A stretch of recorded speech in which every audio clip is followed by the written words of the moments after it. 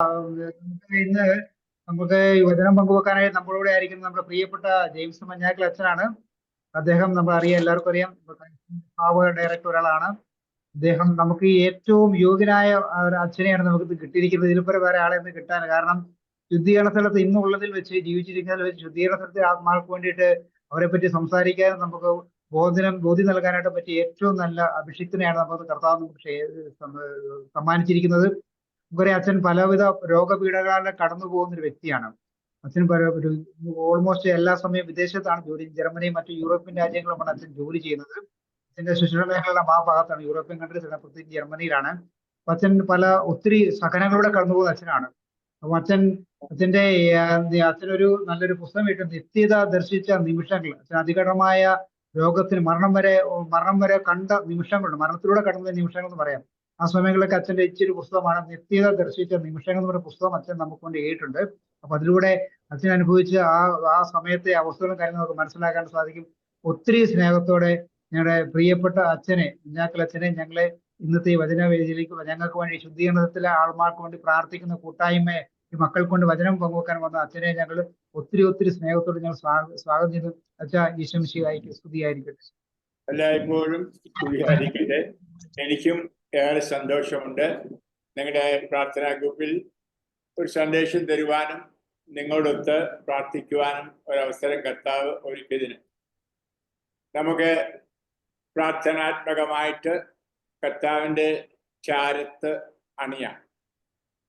നിന്റെ അരുവിയിൽ അണഞ്ഞിടുവാൻ, നിന്റെ അരുവിയിൽ നിന്നു നുകരാൻ, നിന്റെ അരുവിയിൽ ജീവിക്കുവാൻ എന്നെ അനുവദിക്കുക നാഥ. നിന്റെ ഹൃദയത്തിൽ, നിന്റെ ഹൃദയത്തിൽ അണഞ്ഞിടുവാൻ, നിന്റെ ഹൃദയത്തിൽ നിന്നു നുകരാൻ, നിന്റെ ഹൃദയത്തിൽ ജീവിക്കുവാൻ എന്നെ അനുവദിക്കുക നാഥ. നിന്റെ സ്നേഹത്തിൽ, നിന്റെ സ്നേഹത്തിൽ അണഞ്ഞിടുവാൻ, നിന്റെ സ്നേഹത്തിൽ നിന്നു നുകരാൻ, നിന്റെ സ്നേഹത്തിൽ ജീവിക്കുവാൻ എന്നെ അനുവദിക്കുക നാഥ, എന്നെ അനുവദിക്കുക നാഥ. കർത്താവേ, ഇപ്പോൾ ഈ സൂമില് സംബന്ധിക്കുന്ന ഓരോരുത്തരെയും അങ്ങേ തിരുസന്നിധിയിലേക്ക്, പ്രത്യേകിച്ച് അങ്ങേ തിരുഹൃദയത്തിലേക്ക് ഈ വെള്ളിയാഴ്ച ഞാൻ സമർപ്പിക്കുന്നു. ഞങ്ങൾക്ക് വേണ്ടി മുറിയപ്പെട്ട ആ ഹൃദയം ഞങ്ങൾക്ക് അഭയം തരുന്നല്ലോ. അവിടെ നിന്നുള്ള ആ തിരിച്ചോര ഈ നിമിഷം ഇവരുടെ മേൽ ഒഴുകണമേ എന്ന് പ്രാർത്ഥിക്കുന്നു. ഇവരെ ശുദ്ധീകരിക്കുവാൻ, പൗത്രീകരിക്കാൻ ഇടയാക്കണമേ. ആ ജീവജലം, ആ പരിശുദ്ധാത്മാവ് ഇവരുടെ ഹൃദയത്തിലേക്ക് ഒഴുകട്ടെ. അടുത്ത നിമിഷങ്ങളിൽ ഞാൻ ഇവരുടെ പങ്കുവയ്ക്കുന്ന സന്ദേശം ഗ്രഹിക്കുവാനും അർത്ഥവും പൊരുളും മനസ്സിലാക്കി ജീവിതത്തെ ധന്യമാക്കുവാനും പരിശുദ്ധാത്മാവേ അവിടുത്തെ വിജ്ഞാനം, അറിവ് കൊടുക്കണമേ, ധൈര്യം കൊടുക്കണമേ. അമ്മേ, നല്ല അമ്മേ, പരിശുദ്ധ അമ്മേ, ഞങ്ങൾക്ക് വേണ്ടി പ്രാർത്ഥിക്കണമേ. ഞങ്ങൾ ഓരോരുത്തരും വിശുദ്ധിയിൽ വളരുവാൻ, വിശുദ്ധിയിൽ ഉയരുവാൻ, വിശുദ്ധിയിൽ കർത്താവിനോട് ആയിരിക്കുവാൻ ഞങ്ങൾക്ക് വേണ്ടി പ്രാർത്ഥിക്കണമേ അമ്മേ. വിശുദ്ധ ഔഷപിതാവേ, സകല വിശുദ്ധരെ, രക്തസാക്ഷികളെ, മരണം മൂലം വേർപെട്ട ഞങ്ങളുടെ പ്രിയ മാതാപിതാക്കളെ, ബന്ധുമിത്രാദികളെ, പൂർവികന്മാരെ ഞങ്ങൾക്ക് വേണ്ടി പ്രാർത്ഥിക്കണമേ. യേശുവേ നന്ദി, യേശുവേ സ്തോത്രം. Hallelujah, hallelujah, hallelujah, hallelujah. പ്രിയപ്പെട്ടവരെ, എനിക്ക് ഏറ്റവും ഇഷ്ടപ്പെട്ട ഒരു വിഷയമാണ് ബേബി സാറ് എനിക്ക് തന്നത്. കാരണം 14 വർഷമായിട്ട് വീൽ ചെയറിൽ ഇരുന്നു കൊണ്ട് ഞാൻ ലോകം മുഴുവൻ ചുറ്റുന്നുണ്ടെങ്കിലും ഉറക്കമില്ലാത്ത ഏറെ രാത്രികൾ എനിക്കുണ്ട്. വേദനയുടെ ദിവസങ്ങളും രാത്രികളും. അവിടെയൊക്കെ ശുദ്ധിരാത്മാക്കളോട് പ്രസംഗിക്കുവാനും അവരോടൊത്തായിരിക്കുവാനും അവരുടെ പാപങ്ങൾക്ക് മോചനം കൊടുക്കുവാനും തിരക്തം പിടിച്ച് കഴുകാനും ഇങ്ങനെ പല ശുശ്രൂഷകളും നിത്യതയിൽ ചെയ്യുവാൻ കർത്താവിനെ ഏൽപ്പിച്ചു. എല്ലാം പങ്കുവെക്കുവാൻ സമയമില്ല. എങ്കിലും എൻ്റെ മനസ്സിൽ ഇപ്പോൾ കർത്താവ് പ്രചോദിപ്പിക്കുന്നത് മക്കളെ നിങ്ങളുമായിട്ട് ഞാൻ പങ്കുവെക്കുകയാണ്. ആദ്യമായിട്ട് ശുദ്ധീകരണ സ്ഥലത്തെപ്പറ്റി. ഇങ്ങനെ ഒരു സ്ഥലമുണ്ടോ, അതിൻ്റെ ആവശ്യമുണ്ടോ, അത് വേണ്ട എന്ന് പറയുന്ന ധാരാളം ആളുകൾ ഇന്ന് ലോകത്തുണ്ട്. നമുക്കറിയാം കത്തോലിക്ക സഭ മാത്രമാണ്, പിന്നെ കുറെ ഓർത്തഡോക്സിന്റെ ഒരു ഭാഗവും ഇപ്രകാരം ശുദ്ധീകരണ സ്ഥലത്തിൽ വിശ്വസിക്കുന്നത്.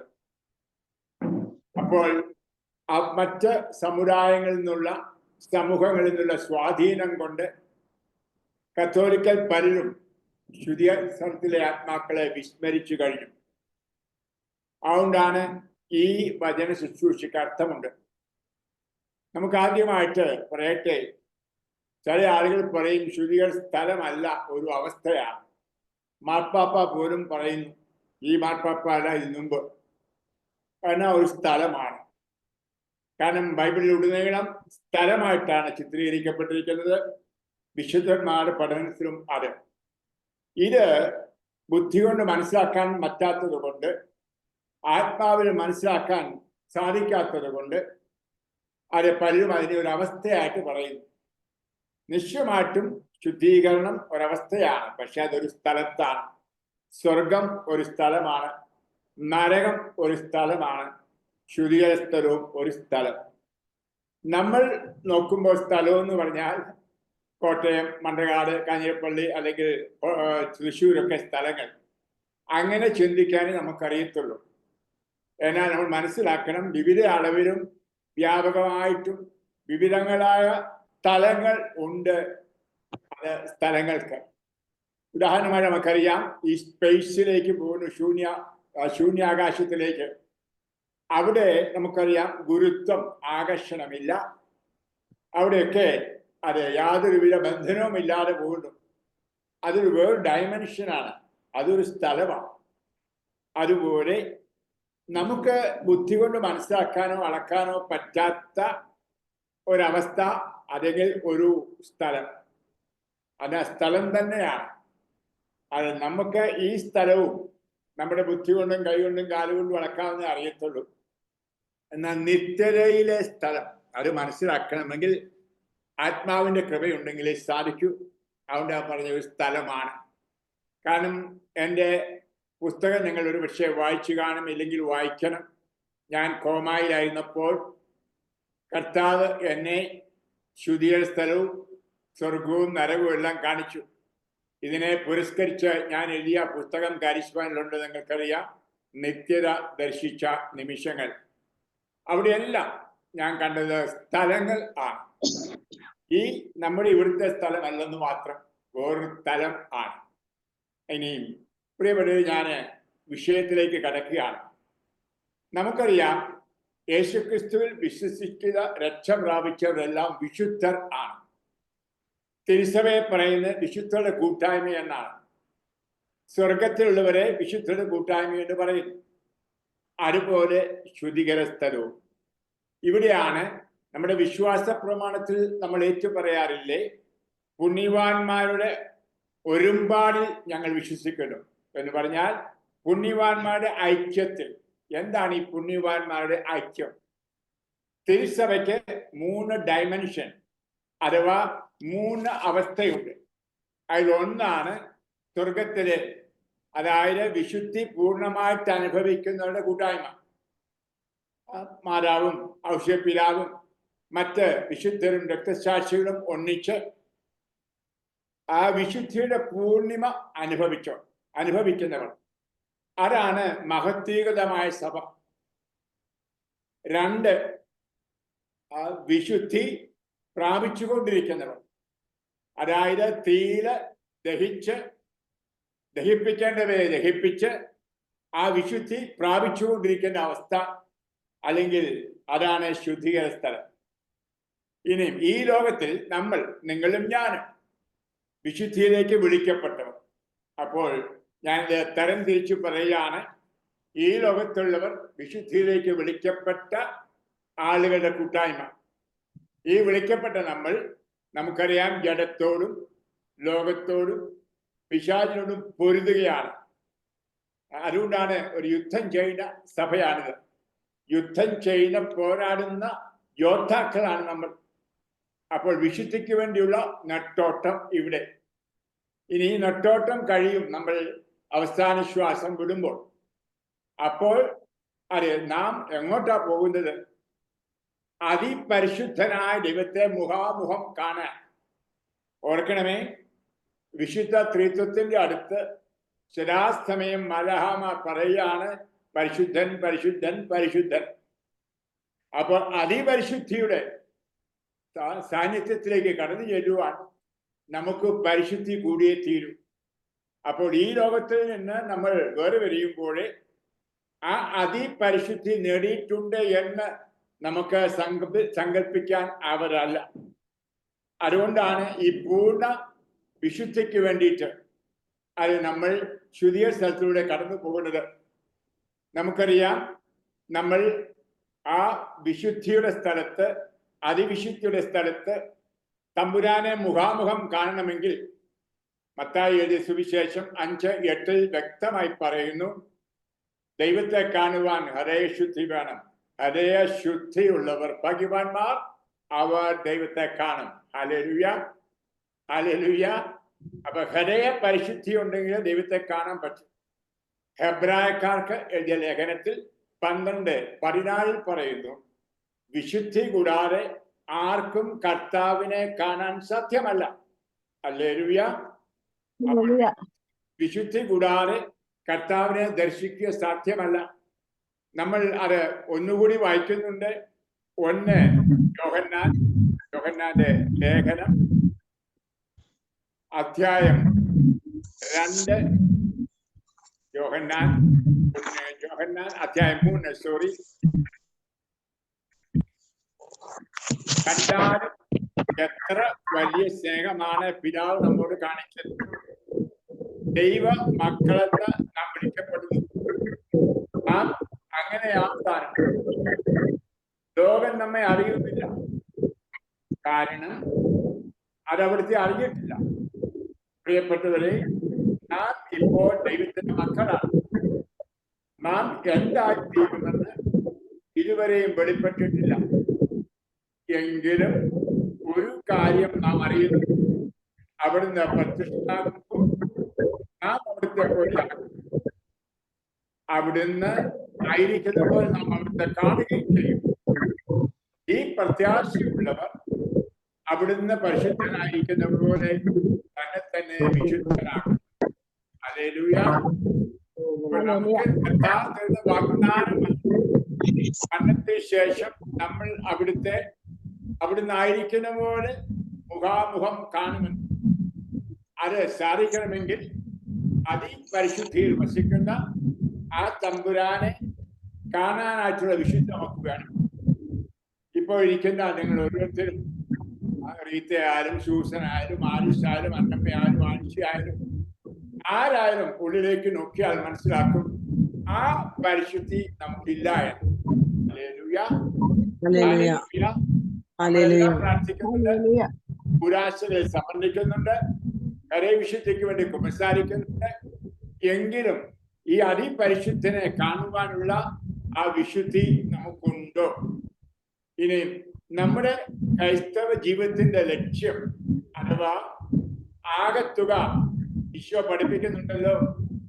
മത്തായി എഴുതിയ സുവിശേഷം 5:48 നമ്മുടെ പിതാവായ ദൈവം പരിപൂർണനായിരിക്കുന്ന പോലെ അതെ നമ്മളും പരിപൂർണനായിരിക്കും. നമുക്ക് നെഞ്ചത്ത് കൈവച്ച് നോക്കണം, ഞാൻ ആ പരിപൂർണ നേടിയിട്ടുണ്ടോ? ഞാൻ നേടുന്നു. ഈ ലോകത്തിൽ ഈ ജനത്തിൽ ജീവിക്കുന്ന എനിക്ക് ഈ പരിപൂർണത ഒരുപക്ഷെ ലഭ്യമല്ല.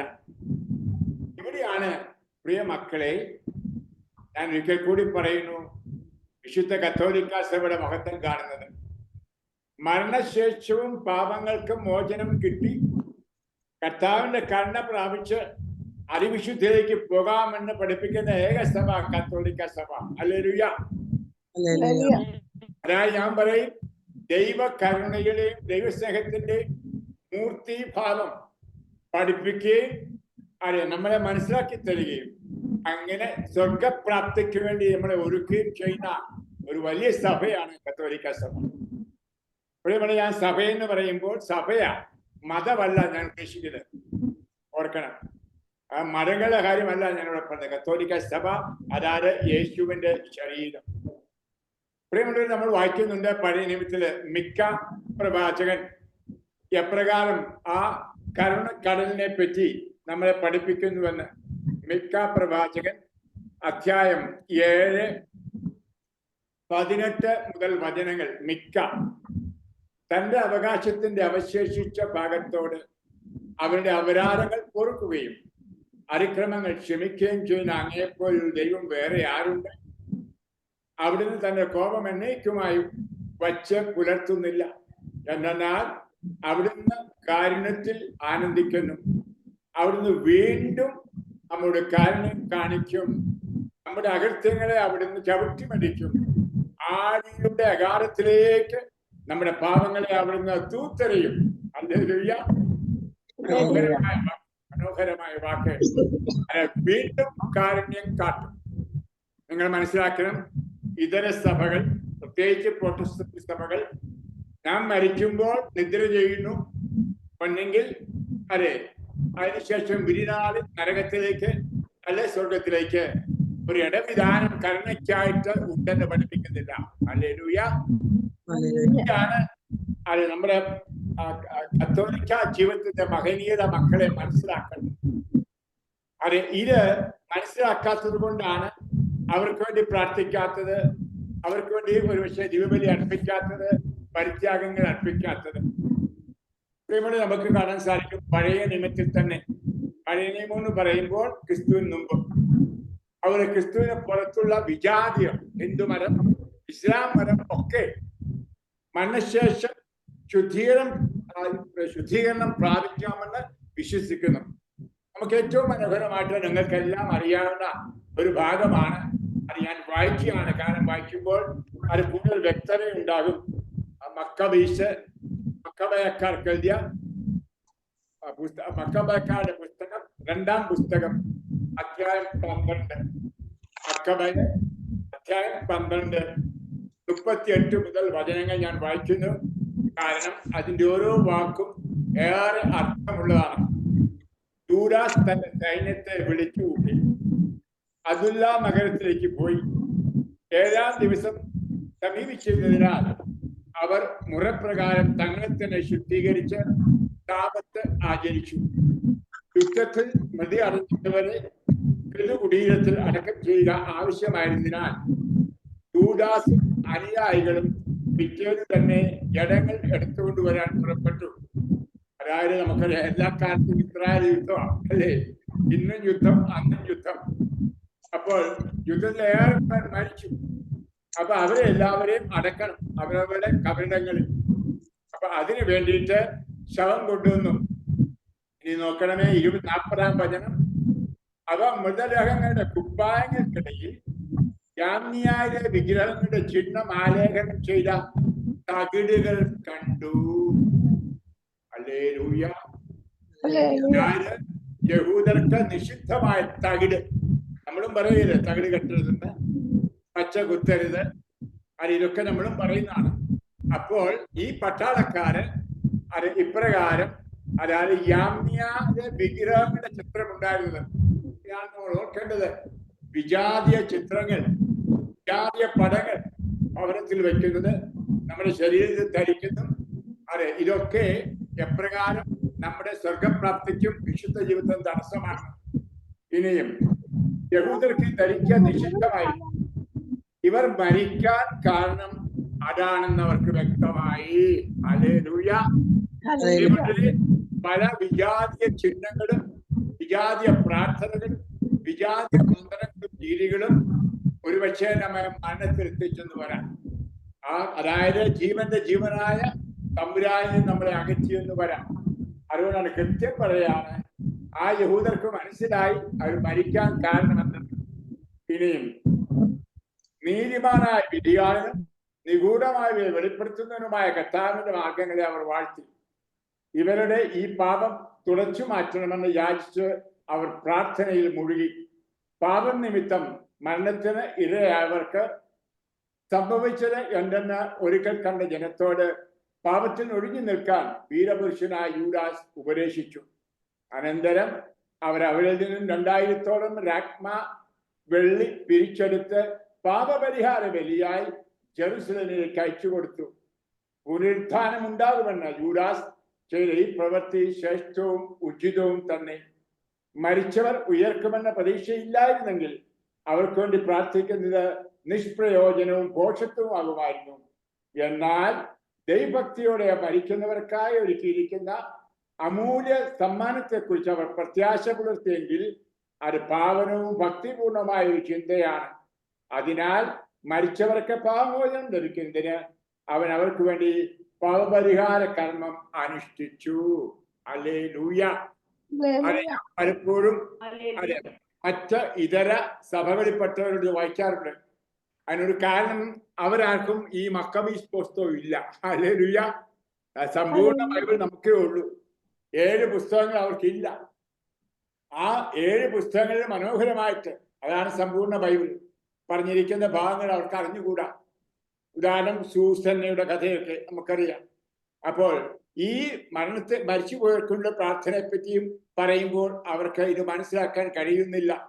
അപ്പോൾ മരണശേഷം അത് കൃത്യം പറയാണ് മോചനമുണ്ട് എന്ന് അവർ വിശ്വസിച്ചത് കൊണ്ടാണ് ബലിയർപ്പിച്ചത്. ഹല്ലേലൂയ. അപ്പോൾ മക്കളെ ഇവിടെ പല പല കാര്യങ്ങൾ നമ്മുടെ മനസ്സിൽ വരുന്നു. നാം തന്നെ ഒരു പക്ഷേ പാപത്തോടെ മരിക്കുന്നു. അഥവാ നമ്മുടെ മാതാപിതാക്കൾ പാപത്തോടെ മരിച്ചു. അവർ സ്വർഗത്തിൽ പോകുമോ? ഇതൊരു ചോദ്യമാണ്. അതിനാണ് കർത്താവിന്റെ വലിയ കരുണാഹൃദയത്തിലേക്ക് നമ്മൾ നോക്കേണ്ടത്. അതാണ് ആ കരുണയുടെ സമുദ്രമാണ് മിക്ക പ്രവാചകൻ പറഞ്ഞതുപോലെ ശുദ്ധീകര സ്ഥലം. ഹല്ലേലൂയ. അവിടെ കഴി ശുദ്ധീകരിക്കപ്പെടുന്നു. അതെ, അവർ പറയും ഇത് ബൈബിൾ പരമല്ല. ഇനി ഞാൻ ഈ ബൈബിളാ വായിച്ചത്. ഇനിയും നമുക്കറിയാൻ സാധിക്കും മത്തായിയുടെ സുവിശേഷം 12:37. മത്തായി 12:37. നമുക്കറിയാം കർത്താവ് എല്ലാ പാപങ്ങളും ക്ഷമിക്കും. എന്നാൽ പരിശുദ്ധാത്മാവിനെതിരായി സംസാരിച്ചാൽ ഈ യുഗത്തിലോ വരാനിരിക്കുന്ന യുഗത്തിലോ ക്ഷമിക്കപ്പെടുകയില്ല. ഹല്ലേലൂയ. മലയാളം അറിയാവുന്നവരാ അല്ലേ? നമ്മള് അരിക്കഞ്ഞി കഴിക്കുന്നവരാ അല്ലേ? വരാനിരിക്കുന്ന യുഗത്തിലും ക്ഷമിക്കപ്പെടാം എന്നല്ലേ അത് സൂചിപ്പിക്കുന്നത്. അതായത് ഇവിടെയും ക്ഷമിക്കപ്പെടുകയില്ല, വരാനിരിക്കുന്ന യുഗത്തിലും ക്ഷമിക്കപ്പെടുകയില്ല എന്ന് പറഞ്ഞാൽ അതെ മരണശേഷം ക്ഷമിക്കപ്പെടാൻ കഴിയും എന്നതാണ്. മത്തായിയുടെ സുവിശേഷം 5:26. മത്തായി 5:26. അതെ, ശത്രുക്കളോട് രമ്യപ്പെടണമെന്ന് പറഞ്ഞ ഭാഗത്ത് പറയാണ് ശത്രുക്കളോട് രമ്യപ്പെടുന്നില്ല എങ്കിൽ അവസാനത്തെ ചില്ലിക്കാശ് കൊടുക്കുന്നവരെ അത് അവിടെ നിന്ന് പുറത്തു വരാൻ സാധ്യമല്ല എന്ന്. ഹല്ലേലൂയ. അപ്പോൾ മരണശേഷം ഒരു തടവറയുണ്ട്. ആ തടവറയിൽ നിന്ന് പുറത്തു വരുവാൻ അതെ അവസാനത്തെ ചില്ലിക്കാശ് പോലും കടം വീട്ടണം എന്ന് വ്യക്തമായി പറയുന്നു. പ്രിയമുള്ളവരെ, അതെ ഇത് ബൈബിൾ അത് വെച്ചുകൊണ്ട് ഞാൻ പറയുകയാണ്. നിങ്ങൾക്കെല്ലാം അറിയാം, അടുത്ത ഒരു നാളിൽ ഞാൻ എഴുതിയ പുസ്തകം ശുദ്ധീകരാത്മാക്കളുടെ കൂടെ എന്ന്. അതിനകത്ത് ഇതെല്ലാം അത് വളരെ വ്യക്തമായി ഞാൻ പഠിപ്പിക്കുന്നുണ്ട്. ഈ 1 മണിക്കൂർ ഇതൊന്നും പറയാൻ സാധിക്കുന്ന കാര്യമല്ല. കാരിസ്വാനെ കിട്ടും, വാങ്ങിച്ചു, വായിച്ചു. പ്രിയമുള്ളവരെ, എന്നെ ഇതിനെ പ്രചോദിപ്പിച്ച ഈ പുസ്തകം എഴുതാൻ ഏറെ പ്രേരിപ്പിച്ച ഒരു സാക്ഷ്യം കാരിസ് ഭവനിലാണ്. നിങ്ങൾക്കറിയാം 903 എന്നെ പിടിച്ചുകൊണ്ടുപോയി തസ്കരന്മാര് കൈയും കാലൊക്കെ മുറുക്കുകയും എന്നെ പീഡിപ്പിക്കുകയും എല്ലാം ചെയ്തു. അതിനുശേഷം ഞാൻ പോലീസിന്റെ കസ്റ്റഡിയിലായിരുന്നു. പോലീസിനോട് പറയാതെ പുറത്തൊന്നും പോകത്തില്ല. ഞാൻ വൈകുന്നേരം ഒരു ദിവസം പള്ളിയിൽ പ്രാർത്ഥിച്ച് പുറത്തേക്ക് ഇങ്ങ് വരികയാണ് അത്താഴം ഉണ്ണാൻ. അപ്പോൾ ഒരു ചേട്ടത്തി കുടുക്കൊണ്ട് എൻ്റെ ഇടയ്ക്ക് വന്ന് പറഞ്ഞു, അച്ഛാ എൻ്റെ വീട്ടിൽ നിന്ന് വരാവോ? ഞാൻ പറഞ്ഞു, എനിക്കിപ്പം വരണമെങ്കിൽ പോലീസിന്റെ അനുവാദം വേണം. അറിയാൻ പോലീസിനോട് ചോദിക്കാം, അച്ഛാ ഞാൻ ടാക്സി ആയിട്ടാണ് വന്നിരിക്കുന്നത്, എൻ്റെ മകൻ കുടിയനാണ്, അവന് ദൈവവിശ്വാസമില്ല, എല്ലാവരെയും ചീത്ത വിളിക്കും, എൻ്റെ ഭർത്താവ് അവൻ്റെ ചെറുപ്പത്തിൽ മരിച്ചു പോയതാണ്, പൊന്നെ പൊടിയെന്നും കണ്ട് ഞാൻ വളർത്തിയ അച്ഛാ. ഇപ്പൊ അവനെ തെറി വിളിക്കും, അച്ഛന്മാരെ തെറി പറയും, പള്ളിയെ തെറി പറയും, അവൻ ആസ്മാ രോഗം, ശരീരത്തെ സോറിയാസിസ് രോഗം. അച്ഛൻ എനിക്ക് ഒത്തിരി ഇഷ്ടം, അച്ഛൻ എൻ്റെ വീട്ടിൽ വന്നാൽ അവന് മാനസാന്തരവും രക്ഷയും ഉണ്ടാകുന്ന എനിക്ക് വിശ്വാസമാണ്. അച്ഛൻ ഒന്ന് വന്ന് അവനെ തുടർന്നാൽ ഒന്ന് ഒരു ആശീർവാദം കൊടുത്താൽ മതി അച്ഛൻ. എനിക്ക് ആ സ്ത്രീയോട് ഒത്തിരി അനുകമ്പ തോന്നി. അപ്പൊ ഞാൻ എൻ്റെ അധികാരിയോട് ചോദിച്ചു. അപ്പൊ പറഞ്ഞു, അയ്യോ അച്ഛാ ഇപ്പൊ ഈ വൈകുന്നേരം പോകാൻ ഒരു അനുവാദവും ഇല്ല, നാളെ ചെല്ലാമെന്ന് പറഞ്ഞു. ഞാൻ പറഞ്ഞു, അമ്മച്ചി നാളെ വരാം. ഞാനൊരു കടലാസ് കഷ്ണവും എൻ്റെ പേനായും കൊടുത്തു അഡ്രസ് എഴുതാൻ. അമ്മച്ചി അതിനകത്ത് അഡ്രസ്സും എഴുതി. ഞാൻ പറഞ്ഞു, കണിശമായിട്ടും ഞാൻ നാളെ എത്തും. പിറ്റേ ദിവസം പോലീസിന്റെ അനുവാദത്തോടെ ഒരാളുടെ കൂടെ ഞാൻ അവിടെ ചെല്ലുന്നു. ഈ അമ്മച്ചി പറഞ്ഞ പോലെ ഇവൻ കട്ടിലേക്ക് കിടക്കുന്നു, ആ വലിക്കുന്നുണ്ട്, വലിവുണ്ട്, ആ മുറിയെല്ലാം നല്ല ദുർഗന്ധം, കയ്യേലെ പാടുകളെല്ലാം കാണാം ഈ സോറിയാസിന്റെ. ചെല്ലുകയും അവരെ ചീത്ത വിളിച്ചു. ആ പറഞ്ഞത് അതേപടി ഞാൻ ഈ സ്ക്രീനിൽ കൂടെ പറയുന്നത് ശരിയല്ല, ഒരു മാ കൂട്ടി ഒരു തെറി പറഞ്ഞിട്ട് ഇറങ്ങിപ്പോ കള്ളന്മാര്, നിങ്ങൾ വൈദികരെ കള്ളന്മാരാണ് അച്ഛന്മാർ, ഇങ്ങനെ പറഞ്ഞുകൊണ്ടിരിക്കുകയാണ്. അപ്പൊ ഞാൻ ചോദിച്ചു, അമ്മച്ചി എന്തിയേ, അമ്മ എന്തിയേ? അവൻ ചിരിച്ചോണ്ട് പറയാം, ഇതാ പറഞ്ഞത് ഈ കള്ളക്കപട വൈദികർ. എൻ്റെ അമ്മ മരിച്ചിട്ട് 3 വർഷമായി, അമ്മയെ തിരക്കുക ഇല്ലൊരു ദാനം. ഉടൻ തന്നെ എൻ്റെ പോക്കറ്റിൽ കിടന്ന തലേ ദിവസം എഴുതിയ അമ്മയുടെ കടലാസ് കൈ കൊടുത്തു. പ്രിയമുള്ളവരെ, അവൻ പൊട്ടിക്കരഞ്ഞു. അച്ഛാ ഇത് എൻ്റെ അമ്മ തന്നെ എഴുതുക, അമ്മയുടെ ഹാൻഡ് റൈറ്റിംഗ് നല്ലോണം.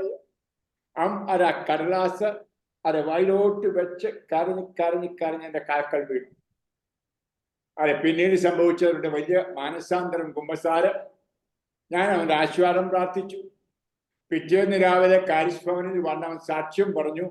ആ രാത്രി ആസ്മ ഇല്ലാതെ കിടന്നുറങ്ങി, ശരീരം ചൊറിയാതെ കിടന്നുറങ്ങി.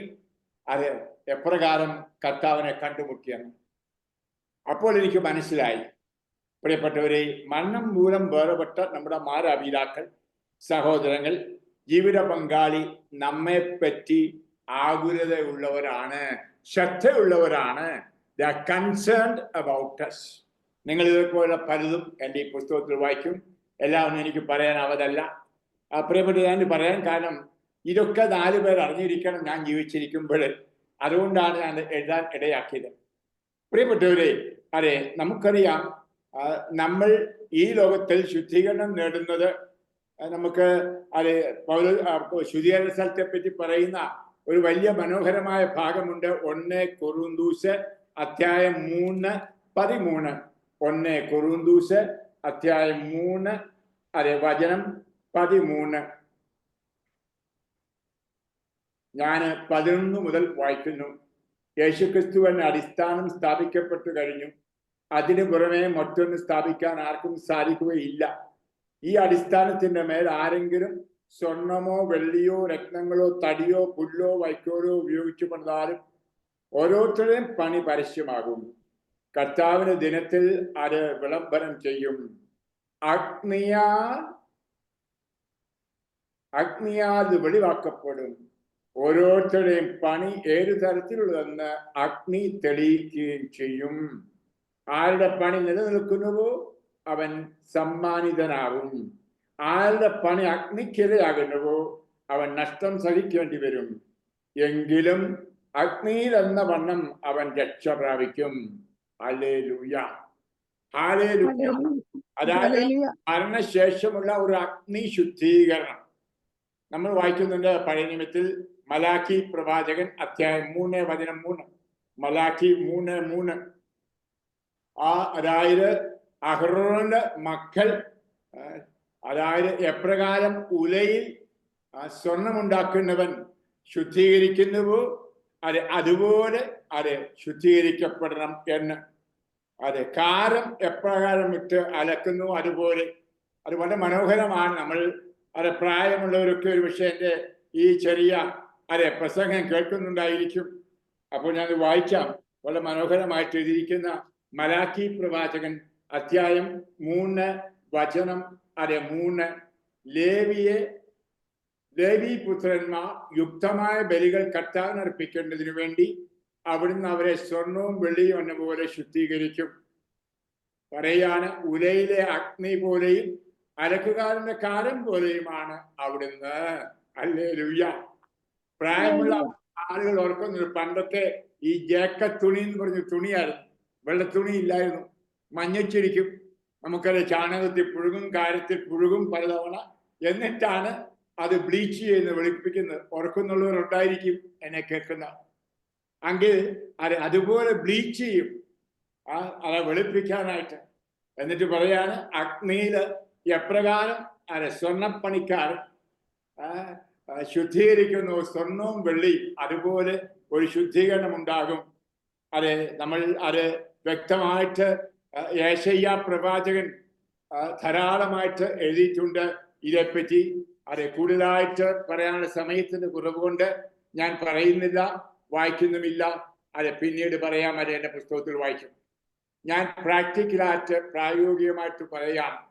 എനിക്കറിയാം ഇവിടെ സംഭവിച്ചിരിക്കുന്ന നിങ്ങൾക്ക് എല്ലാവർക്കും ശുദ്ധീകരണ സ്ഥലത്തിൽ വിശ്വാസമുള്ളവരാണ്. ഞാൻ ഊന്നി പറയുന്നു, ശുദ്ധീകരണ സ്ഥലം ഉണ്ട്. ഹല്ലേലൂയ. ഞാൻ കോമായി കിടക്കുന്നു. നിങ്ങൾക്കറിയാം, ഗില്ലംബാരെ രോഗം വന്ന് 14 കൊല്ലം മുമ്പ് ഞാൻ കോമായി കിടക്കുന്നു. അതിനുശേഷം 4 മാസക്കാലം വെന്റിലേറ്ററിൽ കിടന്നു. ഞാൻ ഓസ്ട്രിയയിലായിരുന്നു.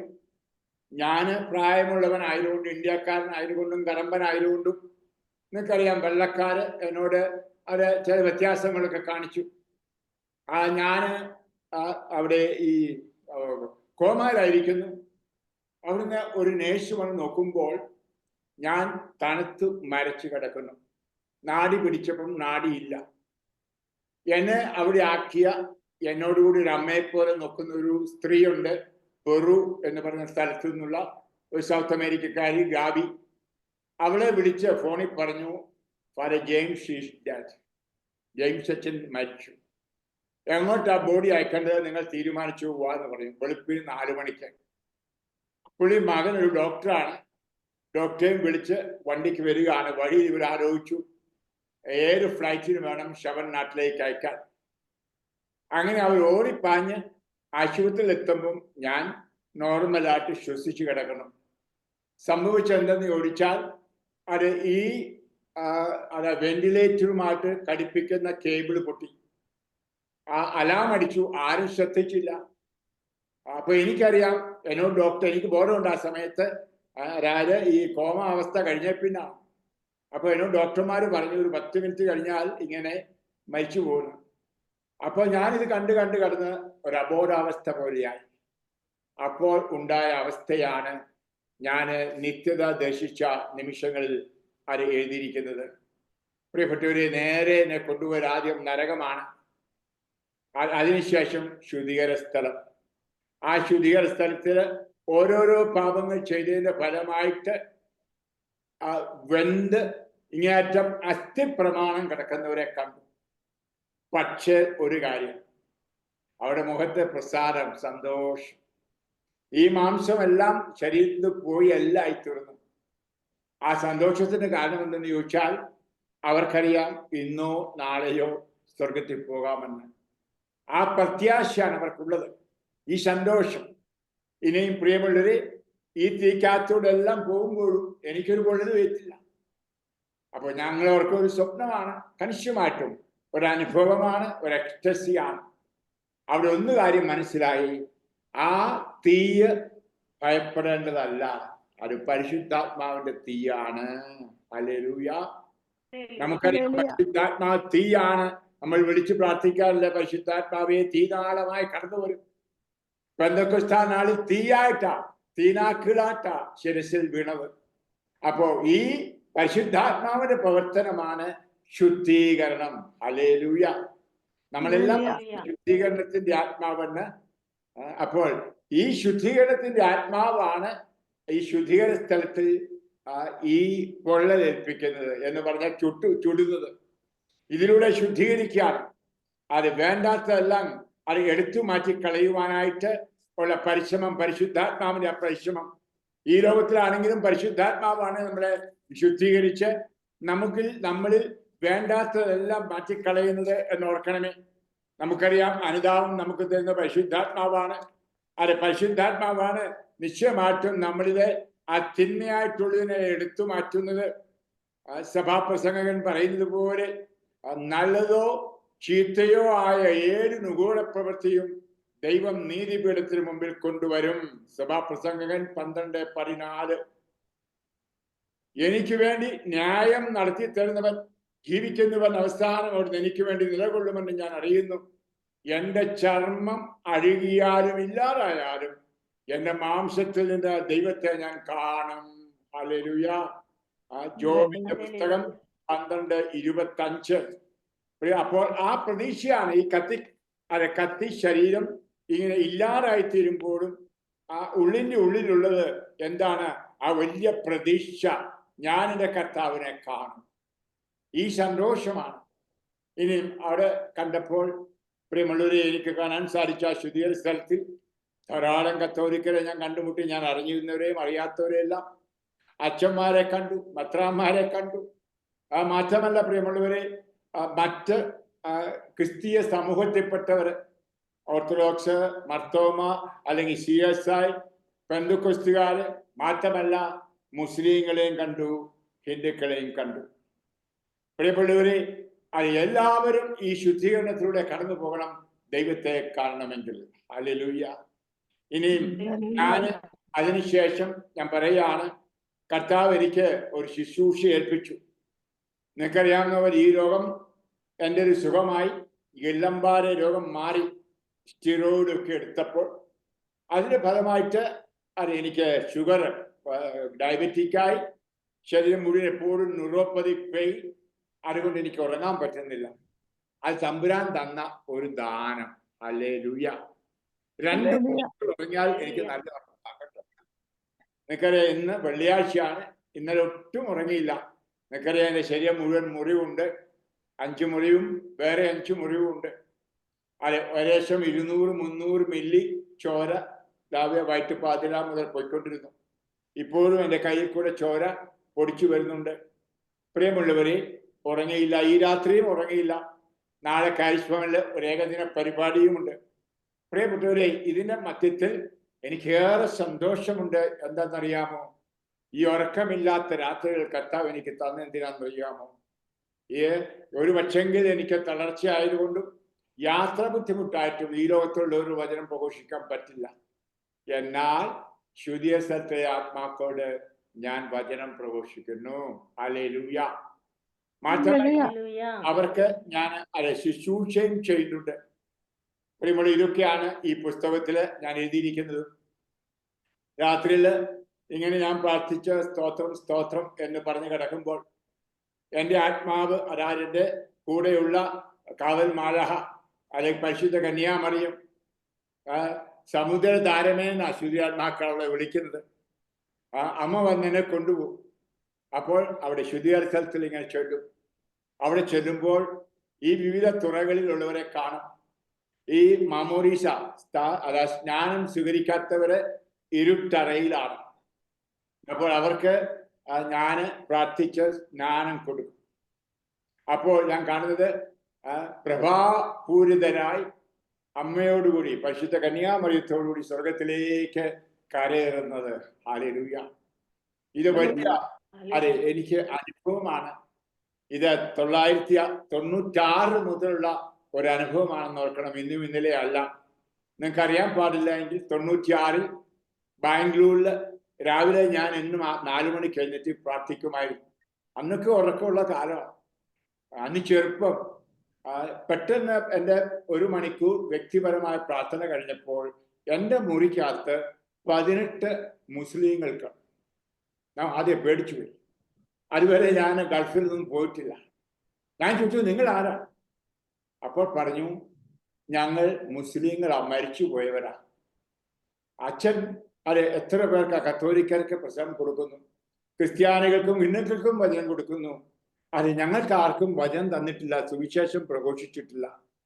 അത് ഞങ്ങളെ രക്ഷിക്കണം. അപ്പൊ എനിക്ക് ആ പാടെ ഓർത്തു, എനിക്ക് വട്ടുപിടിച്ച ആണ് ഈ പോയതാണ്.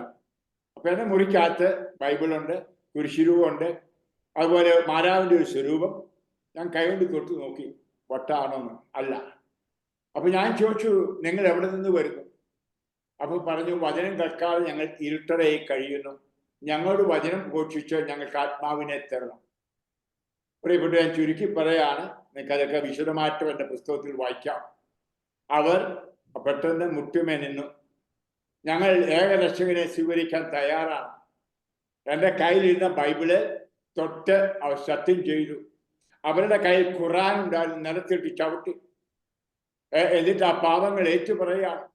എന്നിട്ട് പറയാണ്, യേശുക്രിസ്തുവിനെ ഏകരക്ഷകനായി സ്വീകരിക്കുന്നു. ഒരു സ്വപ്നമാണ്, ഓർത്തോണം. അത് കഴിഞ്ഞ് അവരുടെ തലയിൽ ശിരസിൽ കൈവച്ച് പ്രാർത്ഥിച്ചു. അപ്പോൾ ഇവര് അത് മലഹമാരെ പോലെ ഉയർത്ത് എഴുന്നേറ്റ് പാട്ടും പാടി മലഹമാരുടെ കൂടെ പോവുകയാണ്. പെട്ടെന്ന് എൻ്റെ കണ്ണ് തുറന്നു. അപ്പൊ മുറിക്കകത്ത് ആരുമില്ല. 5:30, 6 എനിക്ക് കുർബാനയെല്ലാം നേരമാണ്. അപ്പോൾ ഞാൻ ഓർത്തില്ല, കുർബാന ഇച്ചിരി കഴിഞ്ഞേ ചൊല്ലുന്നുള്ളുന്ന. ഞാൻ എൻ്റെ ആധ്യാത്മിക ഗുരുവിൻ്റെ അടുക്കിലേക്ക് പോയി. ഒരു ഈശോ സമക്കാരൻ വൈദികൻ, അദ്ദേഹത്തെ എൻ്റെ അടുക്കൽ ചെന്ന് പറയണം, എന്താണെന്ന് അറിയണം. അപ്പോൾ ഞാൻ പറഞ്ഞു, അച്ഛാ, എനിക്കിങ്ങനെ ഒരു സ്വപ്നം ഉണ്ടായി. മരിച്ചുപോയ ഏതാനും മുസ്ലിങ്ങൾ എൻ്റെ അടുക്ക് വന്നു, ഞാൻ ഇങ്ങനെയൊക്കെ ചെയ്തു. അപ്പൊ അവർ ഉയർത്തത് സ്വർഗത്തിൽ പോയി. അപ്പൊ ഞാൻ ഓർത്തു, അച്ഛൻ പറയും അച്ഛൻ എന്തോ ഞരമ്പ് രോഗമാണ്, മനക്കളിച്ച അവരെ ആശുപത്രിയിലും പോകണമെന്ന് പറയുന്നു ഞാൻ ഓർത്തത്. പിന്നെ അദ്ദേഹം പറഞ്ഞ എന്താണെന്നറിയാമോ? അച്ഛ, ലോകത്തിൽ സുവിശേഷം പ്രസംഗിക്കപ്പെടാത്ത ഒരു ഗ്രൂപ്പാണ് ഇസ്ലാം. ഹല്ലേലൂയ. ഹിന്ദുക്കൾ ഘോഷിച്ചിട്ടുണ്ട് എല്ലാ ജാതികളും. എന്നാൽ ആദ്യം മുതലേ അവരോട് നമുക്ക് ഭയമാണ്. അച്ഛന് അവരോട് വചനം ഘോഷിക്കാനുള്ള സമയം ആഗതമായിരിക്കുന്നു. ദൈവമേ, മുസ്ലിമിനോട് ബൈബിൾ പ്രസംഗിക്കൂ, പോത്തിനോട് വേറെ പോകുന്ന പോലെ. അപ്പൊ ഞാൻ എന്റെ മനസ്സുകൊണ്ട് പറഞ്ഞ, അച്ഛാ, ഇത് അവരാരും കേൾക്കാൻ പോകുന്നില്ല. അപ്പൊ പറഞ്ഞത്, അച്ഛാ, there is nothing impossible with God. ദൈവത്തിന് അസാധ്യമായ ഒന്നുമില്ല. അച്ഛൻ വിശ്വസിക്കൂ. അച്ഛൻ ഇന്നു മുതൽ നൊവേന പരിശുദ്ധാത്മാവിനോട് ചെയ്യും. അച്ഛൻ കണ്ടോ, തീരുമ്പോൾ അച്ഛൻ മുസ്ലിങ്ങൾക്ക് സുവിശേഷം പ്രഘോഷിക്കും. ഞാൻ നൊവേന തുടങ്ങി 7-ാം ദിവസമാണ് മലയാളികൾ, ഗോവക്കാരും എന്നെ ദുബായിക്ക് വിളിക്കുന്നു ധ്യാനത്തിന്. ആ പോകുന്ന ഫ്ലൈറ്റില് സലാല എന്ന് പറയുന്ന സ്ഥലത്തൂടെ പോയത്. ചുരുക്കി പറയാണ്, സലാലയിലുള്ള അന്ന യുവാക്കിന്റെ കബറടക്കൽ ചൊല്ലുന്നു. അവിടെ ഏതാനും മുസ്ലിങ്ങൾ പ്രാർത്ഥിച്ചുകൊണ്ടിരിക്കുന്നത് കാണുന്നു. അവിടെ വെച്ച് ഞാൻ ചോദിച്ചു, നിങ്ങൾ ആരോടാ പ്രാർത്ഥിക്കുന്നത്? അപ്പം അന്ന യുവാക്കിനോടാന്ന് പറഞ്ഞു. ഞാൻ ചോദിച്ചു, എന്തിനീ അന്ന യുവാക്കിനോട് പ്രാർത്ഥിക്കുന്നത്? അവിടെ മകൾ മരിയോട് പ്രാർത്ഥിക്കത്തില്ലേ? ആ കൊച്ചുമനാണല്ലോ യേശുക്രിസ്തു രക്ഷകൻ, പ്രാർത്ഥിക്കത്തില്ലേ? അപ്പോൾ അവർ 56 പേരുണ്ടായിരുന്നു. അവരുടെ അരിശം കാണ്ടിരുന്നു. അതായത്, ഞങ്ങൾ ക്രിസ്ത്യാനികളെ വെറുക്കുന്നു, അവർ ഞങ്ങളെ കൊന്നൊടുക്കുകയാണ്. യേശുക്രിസ്തു പറഞ്ഞു ശത്രുക്കളെ സ്നേഹിക്കാൻ. അവർ ഞങ്ങളെ കൊല്ലുകയാണ്, അവരെ ഞങ്ങൾ വെറുക്കുന്നു. അവരുടെ കസ്റ്റഡിയിലാണ് മാതാവും യേശു. അതുകൊണ്ട് അവരെ ഞങ്ങൾക്ക് വേണ്ട. ഈ അവസരത്തിൽ പരിശുദ്ധാത്മാവലാൽ പ്രചോദിതനായി ഞാൻ മുട്ടുമേ നിന്നുകൊണ്ട് മാപ്പ് ചോദിച്ചു. ഞാൻ പറഞ്ഞു, അതെ, ആദ്യം മുതലേ ക്രൈസ്തവർ നിങ്ങളെ വേദനിപ്പിച്ചതിന് ഞാൻ മാപ്പ് ചോദിക്കുന്നു. അപ്പോൾ 3-4 പേര് എൻ്റെ കയ്യെ വന്ന് പിടിച്ചു പറഞ്ഞു, അയ്യോ, അച്ഛൻ എന്തിനാ മാപ്പ് ചോദിക്കുക? അച്ഛൻ ഞങ്ങൾക്കൊന്നും ചെയ്തില്ലോ. അപ്പൊ ഞാൻ പറഞ്ഞു, എൻ്റെ പൂർവികന്മാരുടെ പാപങ്ങൾ ഏറ്റെടുത്ത് മാപ്പ് ചോദിക്കുന്നു. പ്രിയമുള്ളവരെ, ഞാൻ ആ സ്വപ്നത്തിൽ കണ്ടതുപോലെ സംഭവിച്ചു. പിന്നീട് ഞാൻ അവരോട് 4 മണിക്കൂർ സമയം, നിങ്ങൾക്കറിയത്തില്ല എങ്കിൽ, അതായത് ഉൽപ്പത്തി പുസ്തകത്തിന്റെ മുതൽ പെന്തക്കൊസ്ത വരെയുള്ളത് രത്ന ചുരുക്കമായി അവരോട് സംസാരിക്കുന്നു. പൊട്ടിക്കരഞ്ഞുകൊണ്ട് അവർ പറയാണ്, അച്ഛാ, ഞങ്ങൾക്ക് ആ രക്ഷകനെ വേണം, ആ പരിശുദ്ധാത്മാവിനെ വേണം. അവർ മുട്ടുമേ നിന്നു, പാപങ്ങൾ ഏറ്റുപറഞ്ഞു. ഞാൻ ഇതുപോലെ തലയിൽ കൈവച്ചു പ്രാർത്ഥിക്കുന്നു. അവർ ബൈബിളെ തൊട്ടേശു കർത്താവ് എന്ന് ഏറ്റുപറയുന്നു. അവർ ഖുർആൻ ചവിട്ടിക്കളയുന്നു. അങ്ങനെ 56 പേർക്ക് ഒരു ആത്മാവിലുള്ള സ്നാനം കൊടുക്കുന്നു. അവര് അത് മുതൽ ഞാൻ എല്ലാ വർഷവും 3 മാസക്കാലം ഇസ്ലാമിക് രാജ്യങ്ങളിൽ പോകുമായിരുന്നു പ്രസംഗിക്കാൻ. ഏറെപ്പേർക്ക് അതറിയാം. ഞാൻ പോകാത്ത ഒറ്റ ഇസ്ലാമിക് രാജ്യമില്ല. സൗദിയിലും മറ്റും 19 തവണ പോയി. അവിടെ തന്നെ ഡിപ്പോർട്ട് ചെയ്തു, എന്നെ ഓടിച്ചു. പ്രിയമുള്ള, ഞാൻ പറയാൻ കാരണം കർത്താവ് ഈ ഇതിലേക്ക് എന്നെ നയിച്ചു. ഏറെ പേർ ആത്മാവിസ്നാനം എൻ്റെ ലിസ്റ്റിലുണ്ട്. ഏകദേശം 80,000-ലധികം പേര് പരിശുദ്ധാത്മാവിൽ സ്നാനം സ്വീകരിച്ചു. 27,000 പേര് ഇന്ത്യയിൽ വന്നും അവിടെ വെച്ചും ജലത്താലും പരിശുദ്ധാത്മാവിനാലും സ്നാനം സ്വീകരിച്ച് ഔദ്യോഗികമായി കത്തോലിക്ക സഭയിലെ അംഗങ്ങളായി. ഹല്ലേലൂയ. നിങ്ങൾ കേട്ടിട്ടുണ്ട്, അവിടെ നിന്ന് ഞാൻ വരുമ്പോഴാണ് എനിക്ക് പനി പിടിച്ചതും ഈ ഗില്ലംബാര രോഗം വന്നതും ഞാൻ തളർന്നുപോയതൊക്കെ. പ്രിയമുള്ള, അതുവരെ ഞാൻ പോകുമായിരുന്നു അവിടെയല്ല. ഞാൻ പറയാനുള്ള കാരണം എന്തെന്ന് ചോദിച്ചാൽ, അതെ, മരണം മൂലം വേർപെടുത്തവർ ജീവിക്കുന്നു. ഹല്ലേലൂയ. വേറെ പക്ഷേ പറഞ്ഞാൽ മനുഷ്യനു മരണമില്ല. ഈ മരണത്തിന് ഈ ലോകത്തിന് അതീതമായി ഒരു ജീവിതമുണ്ട്, നിത്യജീവിതം. ഇന്ന് പലർക്കും ഇങ്ങേറ്റം കത്തോലിക്ക ക്രിസ്ത്യാനി വിശ്വാസം പോയിരിക്കുകയാണ്. ഇവിടെ തിന്നുക, കുടിക്കുക, രസിക്കുക. ജീവിതം തുടരുന്നു എന്നുള്ളത്. ഇനി നമ്മുടെ ജീവിതത്തിന്റെ ലക്ഷ്യം എന്താണ്? പൗലോസ് അപ്പോസ്തലൻ ഫിലിപ്പിയർക്ക് ലേഖനം അധ്യായം 3:20 പറയുന്ന പോലെ നമ്മുടെ പൗരത്വം സ്വർഗത്തിലാണ്. ഹല്ലേലൂയ. അപ്പൊ ഈ സ്വർഗം എന്ന് പറയുന്നത് എന്താണ്? ആ യേശുവിനെ മുഖാമുഖം കണ്ടുകൊണ്ടുള്ള, യേശുവിനോട് ഐക്യപ്പെട്ടുള്ള രക്ഷ. അപ്പൊ ഇതിനു വേണ്ടിയിട്ട് കർത്താവ് ഈ ശുദ്ധീകരണ സ്ഥലത്തിലൂടെ നമ്മളെ കൊണ്ടുപോകുന്നതും അതെ ശുദ്ധീകരിക്കുന്നതും. അപ്പൊ ശുദ്ധീകരണ സ്ഥലം ഒരു തരത്തിലും ഭയപ്പെടേണ്ട ഒന്ന് അല്ല. ഹല്ലേലൂയ. ഇനിയും ഒരു കാര്യം ഓർക്കണം, യേശുക്രിസ്തു ആരെയും അങ്ങോട്ട് വിടുന്നില്ല, നരകത്തിലും വിടുന്നില്ല, സ്വർഗത്തിലും വിടുന്നില്ല. പോകുന്നത് നാം സ്വയമേയാണ്. ഹല്ലേലൂയ. ഇത് ആർക്കും അറിഞ്ഞുകൂടാ. കത്തോലിക്ക വേദോപദേശത്തിൽ പറയുന്നുണ്ടല്ലോ, തനതു വിധിയും പൊതുവിധിയും. നമുക്കറിയാം, അതാ മരിക്കുമ്പോൾ ഒരു വിധിയുണ്ട്, നമ്മുടെ കണക്കുമായിട്ട് ദൈവത്തിന് മുമ്പിൽ. അപ്പോൾ പലരും ഓർത്തിരിക്കുന്ന അവിടെ വെച്ച് കർത്താവ് അങ്ങ് വിധിക്കുക, അടാ ഇവൻ പോയി നരകത്തിലേക്ക് പോട്ടെ, ഇവൻ സ്വർഗത്തിലേക്ക് പോട്ടെ, ഇവൻ ശുദ്ധീകരണ സ്ഥലത്തേക്ക് പോട്ടെ. അല്ല, അവിടെ വെച്ച് ജീവിതത്തിലെ എല്ലാ കാര്യങ്ങളും വ്യക്തമായി കണ്ണാടി എന്ന പോലെ കാണും. അപ്പോൾ ആത്മാവിന്റെ തീരുമാനം ഞാൻ കണ്ട, അതുകൊണ്ട് ഞാൻ പറഞ്ഞത്, ഈ അനുഭവത്തിലൂടെയാണ് എനിക്ക് നിത്യതയുടെ അനുഭവം ഉണ്ടായത്. അവിടെ വെച്ച് ഞാൻ ചെയ്ത എല്ലാ സത്പ്രവൃത്തികളുടെയും ലിസ്റ്റ് കണ്ടു. എൻ്റെ എല്ലാ പാപങ്ങളും ഞാൻ കണ്ടു. പ്രിയപ്പെട്ടവരെ, ഞാൻ ഒരു വിഷയം കുംസാരിക്കാതിരുന്നതും മറന്നുപോയ എല്ലാ പാപങ്ങളും കണ്ടു. മാത്രമല്ല, ചില ചിന്തയിലുള്ള പാപങ്ങൾ ഞാൻ ഇപ്പോഴും ഓർക്കുകയാണ്. ആ കർത്താവിന് മുമ്പിൽ ആയിരിക്കുമ്പോൾ പെട്ടെന്നൊരു സ്വരം, "Why James you committed adultery?" നീ വ്യഭിചാരം ചെയ്തു. ഞാൻ ഞെട്ടിപ്പോയി. ഞാൻ ഒറ്റ പെണ്ണിൻ്റെ കൂടെ കിടന്നിട്ടില്ല. അപ്പൊ ഞാൻ പറഞ്ഞു, കർത്താവ്, ഞാൻ ഒരിക്കലും ഒരു സ്ത്രീയോടെ സഹിച്ചിട്ടില്ല. അപ്പോൾ കർത്താവ് ഒരു വചനം എഴുതി കാണിച്ചു. നിങ്ങൾക്കെല്ലാം അറിയാം, ആസക്തിയോടെ സ്ത്രീയെ നോക്കുന്നവൻ അവളുമായി വ്യഭിചരിച്ചു കഴിഞ്ഞു. മത്തായി 5:28. ഞാൻ പൊട്ടിക്കരഞ്ഞു. എൻ്റെ ചെറുപ്പകാലത്തും സെമിനാരിൽ പഠിക്കുമ്പോഴും കൊച്ചച്ഛനായിരുന്നപ്പോഴൊക്കെ, പ്രത്യേകിച്ച് ഈ പെണ്ണുങ്ങളൊക്കെ മാരുകളൊക്കെ കാണിച്ച് ഈ ഫാഷൻ ഡ്രസ്സൊക്കെ നടക്കുമ്പോൾ എനിക്ക് പ്രലോഭനം ഉണ്ടായി, അവിടെ നിന്ന് കടന്നാലോ എന്നുള്ള ചിന്ത എൻ്റെ മനസ്സിൽ വന്നിട്ടുണ്ട്. ഞാൻ കുമ്പസാരിക്കുമ്പോഴൊക്കെ പറഞ്ഞിരുന്ന പല വിചാരം ഉണ്ടായിട്ടൊന്നാണ്. ഞാൻ ഒരിക്കലും പറഞ്ഞിട്ടില്ല വ്യഭിചാരം ചെയ്തുവെന്ന്. പ്രിയമുള്ളവർ, നമ്മൾ കത്തോലിക്കർ കുമ്പസാരിക്കുന്നുണ്ടെങ്കിലും പലപ്പോഴും ചിന്തയാലുള്ള പാപങ്ങളെ പറ്റി അനുഭവിക്കാത്തവരാണ്. പാപത്തിന്റെ 2 മേഖലകൾ നമ്മൾ അനുഭവിക്കുന്നില്ല. ഒന്ന്, ചിന്തയാലുള്ള പാപങ്ങൾ. 2, നമ്മൾ ചെയ്യാതിരുന്നത്, അത് ഉപേക്ഷയാലുള്ള പാപങ്ങൾ. നമുക്കറിയാം, ചെയ്യേണ്ട നന്മപ്രവൃത്തികൾ ചെയ്യാതിരുന്നത്. ഇതിൻ്റെയൊക്കെ ഫലങ്ങൾ നമുക്കെല്ലാം ഉണ്ടെന്ന് മനസ്സിലാക്കണം. അപ്പോൾ അവിടെ വെച്ച് കർത്താവിൻ്റെ മനസ്സാക്ഷിയെ കുത്തുകയാണ്. അത് കഴിഞ്ഞ് ഞാൻ ഇങ്ങനെ നോക്കുമ്പം ആ ലിസ്റ്റിൽ പെട്ടെന്ന് കാണുന്നതും എന്താണെന്നറിയാമോ? ഒരു റെഡ് ഇങ്കിൽ ചുമന്ന ബഷി കൊണ്ട് എഴുതിയിരിക്കുകയാണ്, "You are a murderer." നീ ഒരു കൊലപാതകിയാണ്. ദൈവമേ, ഞാൻ അബോർഷനൊക്കെ എതിരായിട്ട് ശക്തമായിട്ട് പറയുന്ന ആളാണ്. എൻ്റെ മനസ്സിലതാ വന്നത്. അപ്പൊ കർത്താവ് അത് പറഞ്ഞെന്താണെന്നറിയാമോ? 1 യോഹന്നാൻ 3:15, നിന്റെ സഹോദരനെ വെറുക്കുന്നുവെങ്കിൽ നീ കൊലപാതകിയാണ്. ആ സമയം എനിക്ക് 3 പേരോട് വെറുപ്പുള്ള ആ നിമിഷമായി. അപ്പോൾ എനിക്ക് മനസ്സിലായി ഞാൻ അങ്ങനെയാണ്. അങ്ങനെ അതാ ദൈവത്തിന്റെ ആ പ്രകാശത്തിൽ, നിത്യപ്രകാശത്തിൽ എന്റെ മനസ്സാക്ഷി മുഴുവൻ ഞാൻ പരിശോധിക്കുന്നു. അപ്പൊ ഓരോ ആത്മാക്കളും ഈ ലോകത്തിൽ നിന്ന് വേർപെടുമ്പോൾ ഈ പ്രകാശത്തിന് കീഴിൽ എല്ലാം തനിയെ കാണും. അപ്പോൾ എന്താണ്? തന്റെ പാപങ്ങൾ കാണുമ്പോൾ അവൻ മുൻപിൽ കാണുന്നത് എന്താണെന്നറിയാമോ? സ്വർഗം.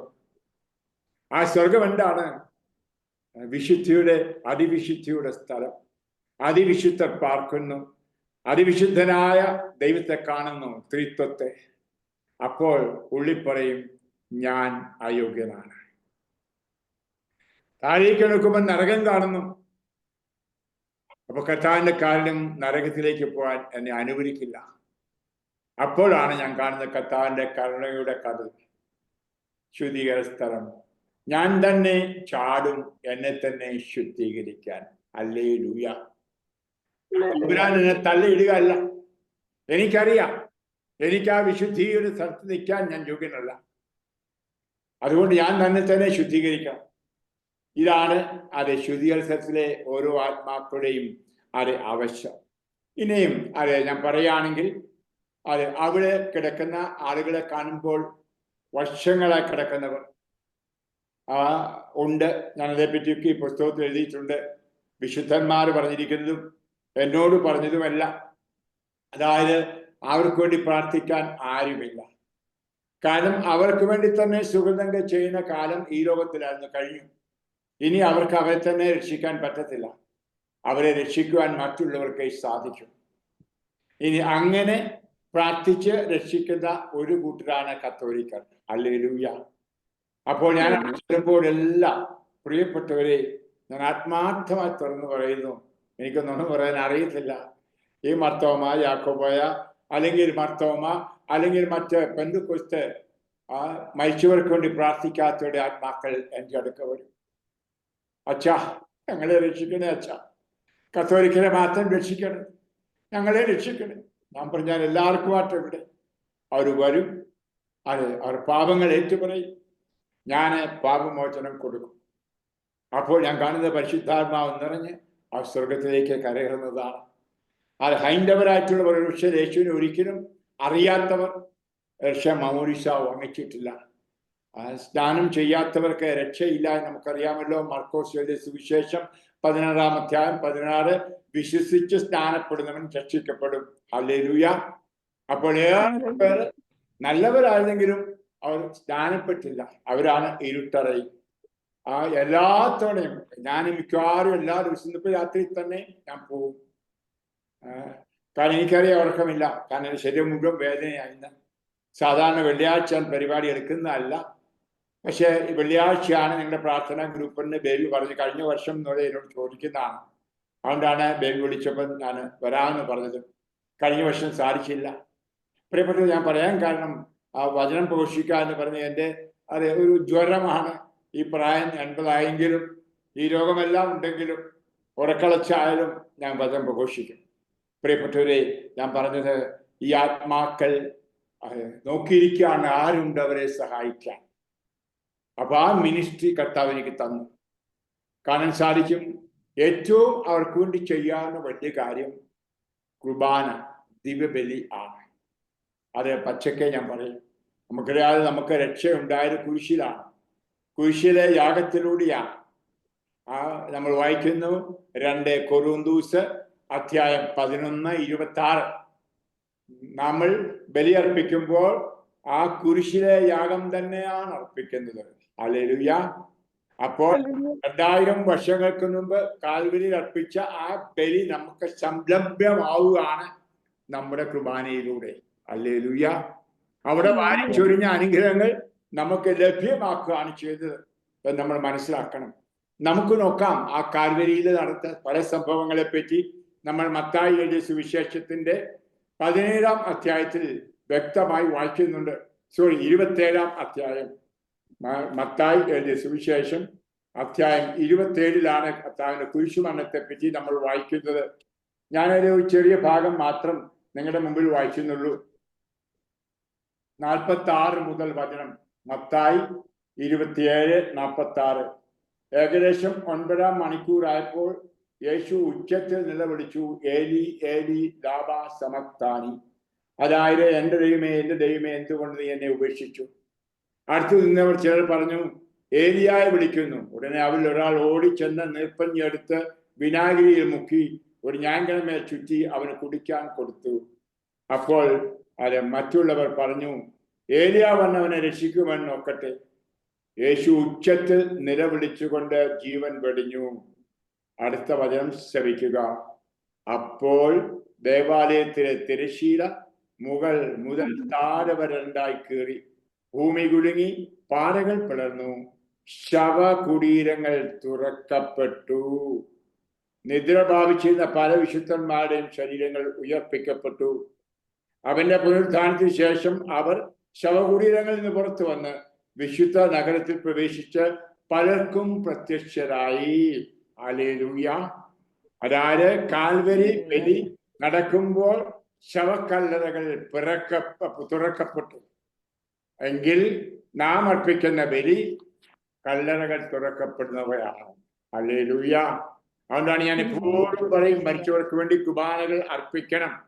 അത് നമ്മൾ അതിനൊക്കെ വളരെ മോശമായ രീതിയിൽ പറയാറുണ്ട്. അച്ഛന്മാർ കാശുണ്ടാക്കാനുള്ള പണിയാണ്.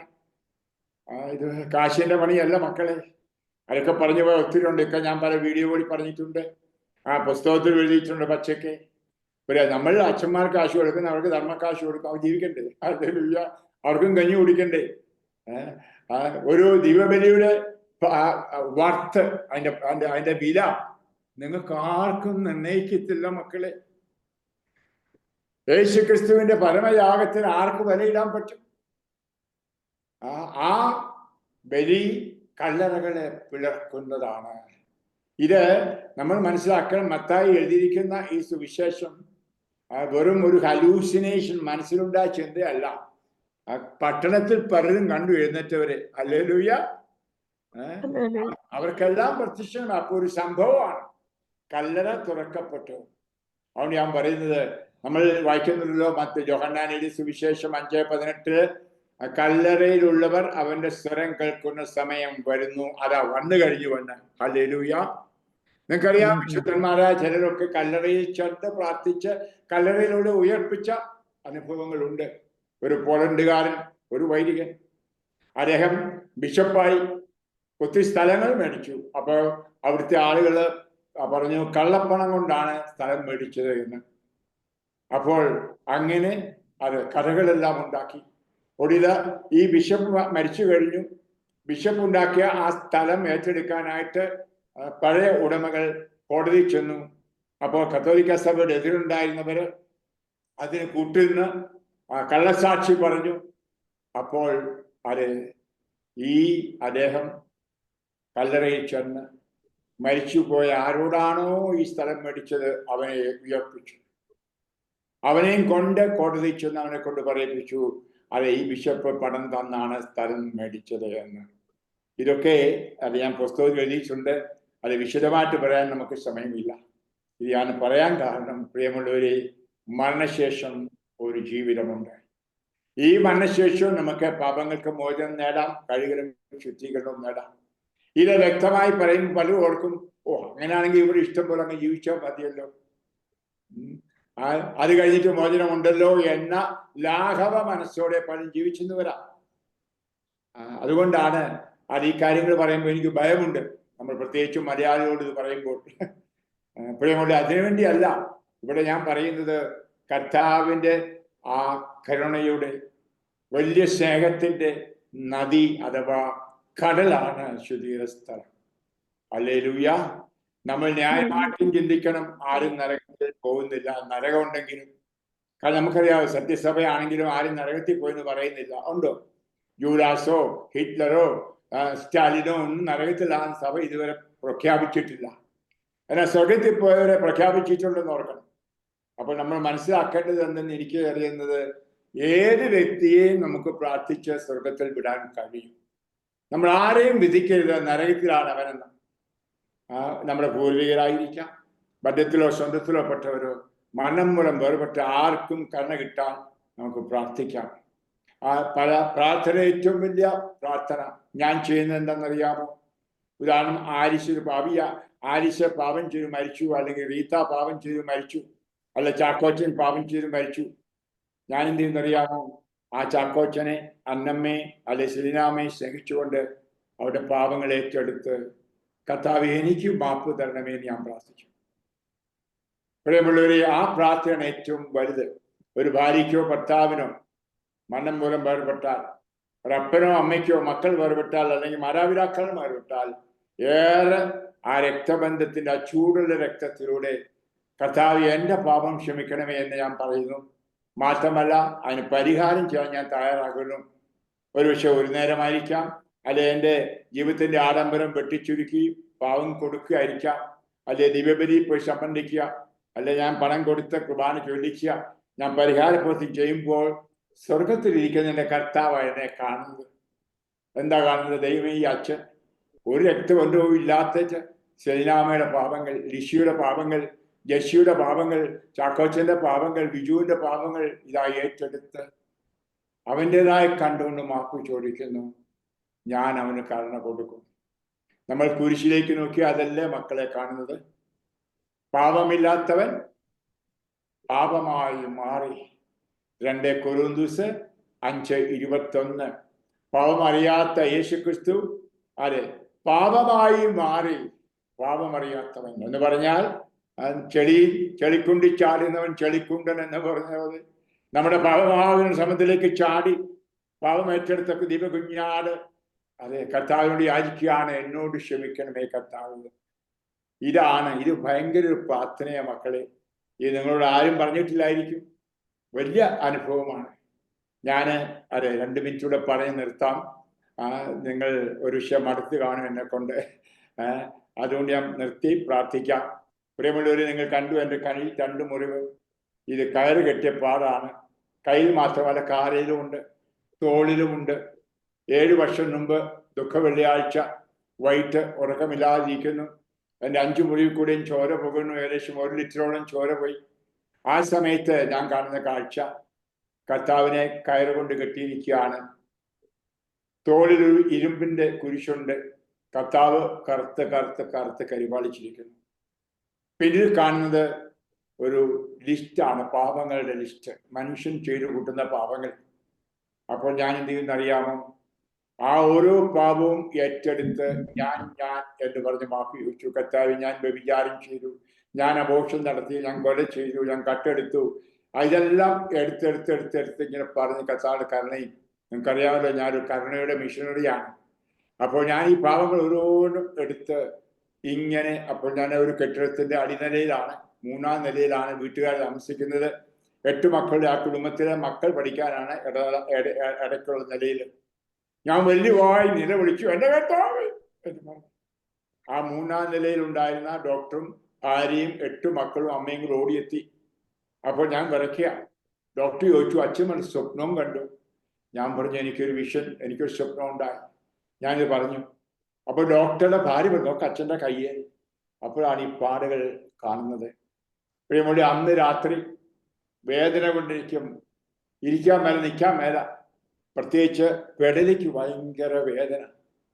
രാവിലെ ഞാൻ പറഞ്ഞു, എന്നെ ആശുപത്രിയിൽ കൊണ്ടുപോകണം, ഏതെങ്കിലും ഓർത്തോയെ കാണിക്കണം. പെട്ടെന്ന് തന്നെ ഓർത്തോയെ കാണിച്ചു. ഓർത്തോ തപ്പി നോക്കിച്ച് ആദ്യം ചോദിച്ച്, അച്ഛൻ ചുമട് ചുമക്കൂ?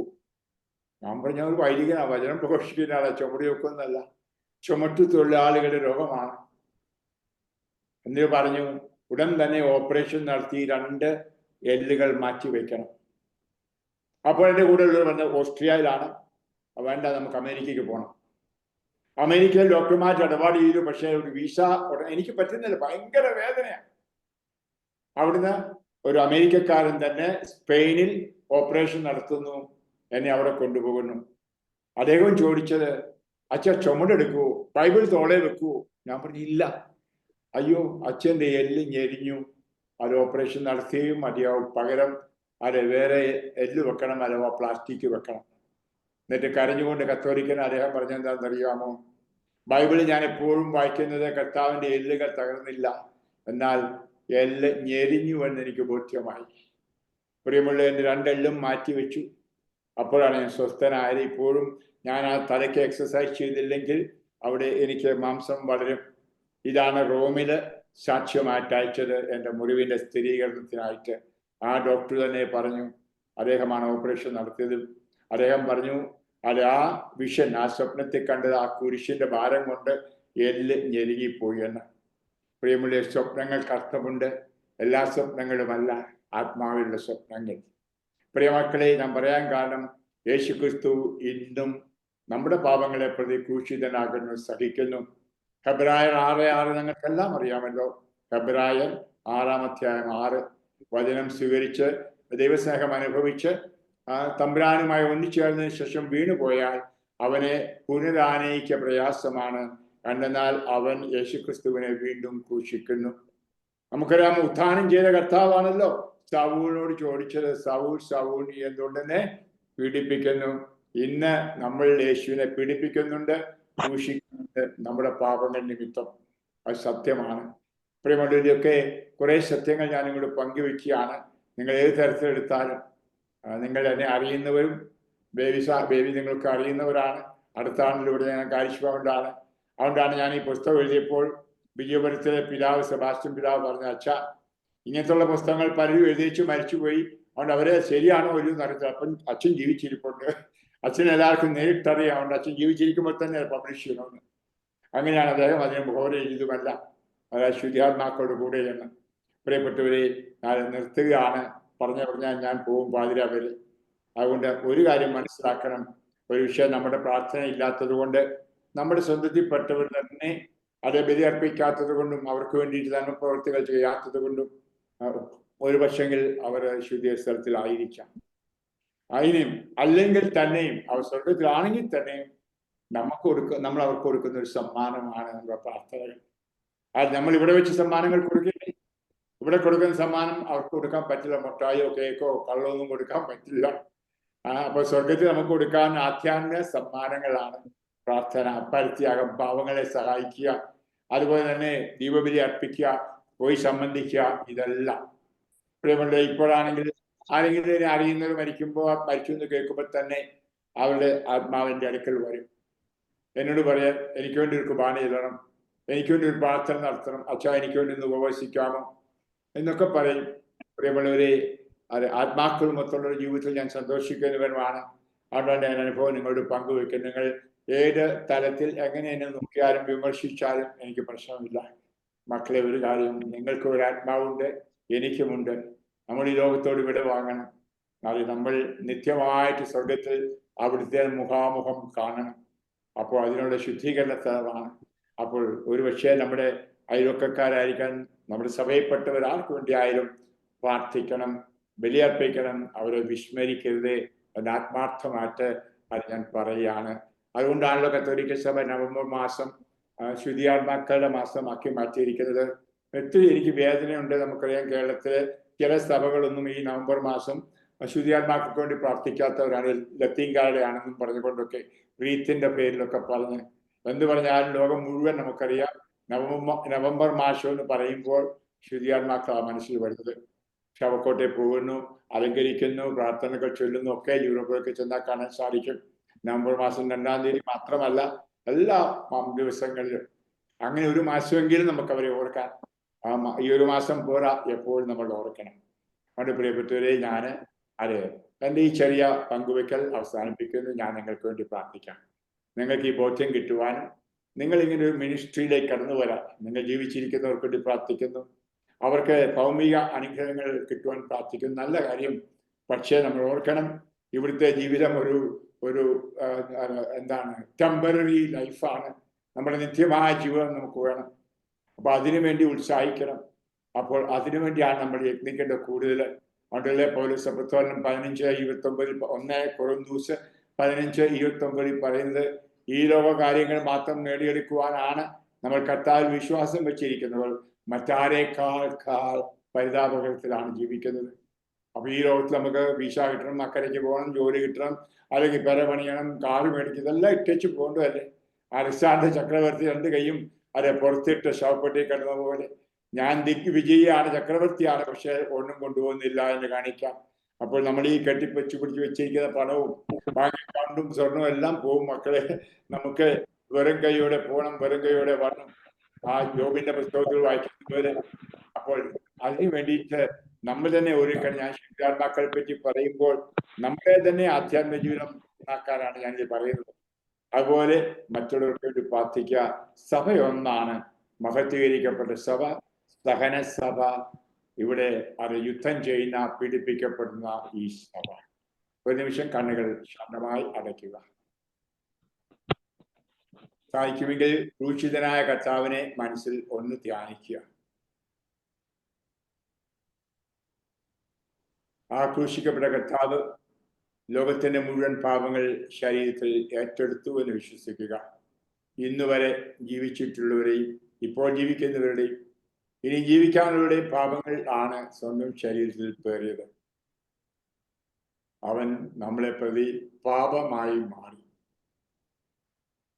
ക്രൂശിതനായ കർത്താവ്, എനിക്ക് വേണ്ടി ക്രൂശിതനായ കർത്താവ്, എൻ്റെ കുടുംബത്തിന് വേണ്ടി ക്രൂശിതനായ കർത്താവ്, എൻ്റെ നാടിന് വേണ്ടിയും സഭയ്ക്ക് വേണ്ടിയും ക്രൂശിതനായ കർത്താവ്, ഈ ലോകം മുഴുവന് വേണ്ടിയും ക്രൂശിതനായ കർത്താവ്, ഞങ്ങളുടെ എല്ലാ പാപങ്ങളെയും പേറി ആ കാര്യം ആണികൾ അവസാനത്തെ തുള്ളി ചോര പോലും ഹൃദയം പൊട്ടിച്ച് ചിന്തിച്ച കർത്താവെ, ആ പക്കലേക്ക് ഞങ്ങൾ കടന്നു വരുന്നു. ആഴമായ ക്രിസ്തീയ ബോധ്യങ്ങൾ ഞങ്ങൾ തരണമേ. ക്രിസ്തീയ മൂല്യങ്ങൾ അനുസരിച്ച് ജീവിച്ച് കർത്താവെ അങ്ങയുടെ പക്കൽ എത്തിച്ചേരുവാൻ കൃപ തരണമേ. അങ്ങ് ഞങ്ങളോട് പറയുന്നത് സ്വർഗസ്ഥനായ പിതാവ് പരിപൂർണനായിരിക്കുന്ന പോലെ ഞങ്ങൾ പരിപൂർണതരാകണമെന്ന്. പലപ്പോഴും ഞങ്ങളെ തന്നെ നോക്കിക്കൊണ്ട് പറ്റില്ല, എനിക്ക് സാധ്യമല്ല എന്ന് പറഞ്ഞ നിമിഷങ്ങളുണ്ട് കർത്താവെ. എന്നാൽ അങ്ങേക്ക് അസാധ്യമായ ആരൊന്നുമില്ല. അങ്ങയുടെ ആത്മാവിനെ കൊണ്ട് അസാധ്യമായ ആരൊന്നുമില്ല. പരിശുദ്ധ കന്യാമറിയം അമ്മയാകുമെന്ന് അറിഞ്ഞപ്പോഴും അതെങ്ങനെയെന്നാണല്ലോ ചോദിച്ചത്. അവിടെ കിട്ടിയ മറുപടിയും ദൈവത്തിന് സാധ്യമായ ഒന്നുമില്ല.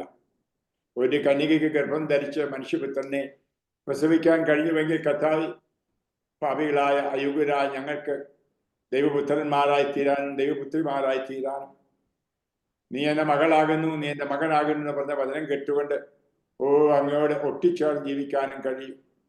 അങ്ങനെ ഒരു ജീവിതം തരണമേന്ന് ഞാനിപ്പോൾ ഇവിടെ കൂടിയിരിക്കുന്ന ഇവർക്കെല്ലാവർക്കും വേണ്ടി പ്രാർത്ഥിക്കുന്നു. ആൻഷിയും അന്നക്കുട്ടിയും കുഞ്ഞമ്മയും ഷാദിയും ലിഷയും വിദ്യയും സജിഗുരിനെയും ചിന്നമ്മയും സൂസനയും ജഷിയും മേരിയും യത്താനെയും അന്നമ്മയും ആലിസിനെയും എല്ലാം കാണുന്ന കർത്താവ്, ബേബിയും എല്ലാവരും ഞാൻ സമർപ്പിക്കുന്ന കർത്താവ്, എല്ലാവരുടെ മേലും കരുണ വർഷിക്കണമെന്ന് പ്രാർത്ഥിക്കുന്നു.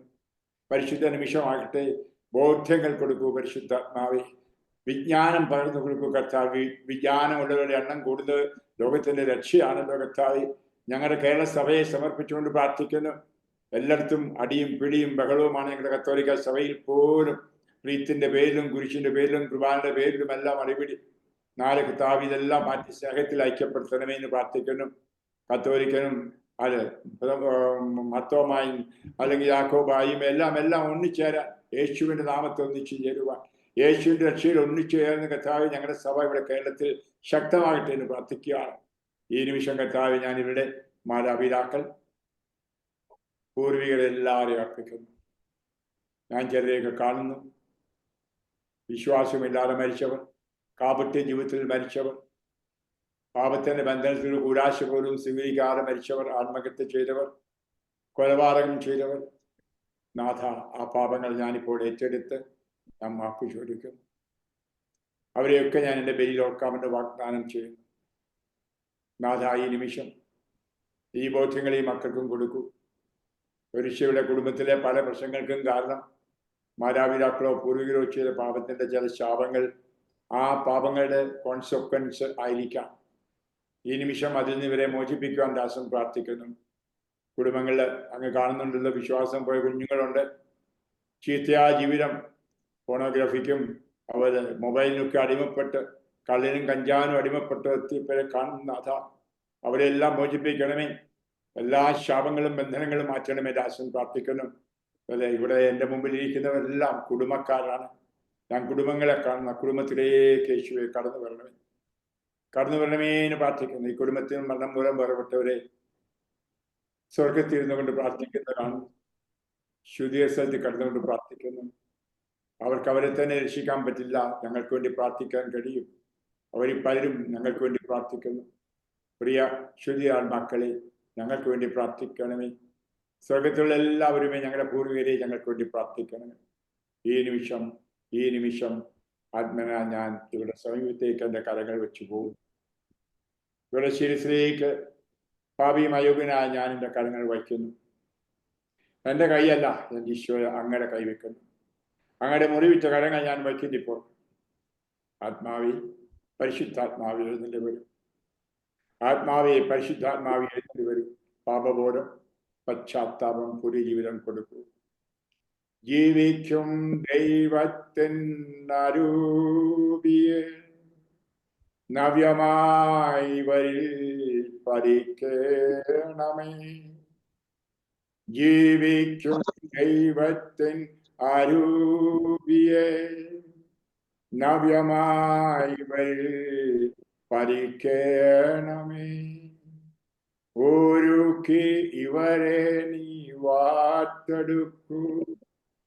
സ്നേഹം നിറച്ചു നീ ഉപയോഗിക്കൂ. ഒരുക്കി ഇവരെ നീ വാർത്തെടുക്കൂ. സ്നേഹം നിറച്ചു നീ ഉപയോഗിക്കൂ. ജീവിക്കും ദൈവത്തിൻ അരൂപിയെ നവ്യമായി വരിൽ പതിക്കണമേ. നവ്യമായി വരിൽ പതിക്കണമേ.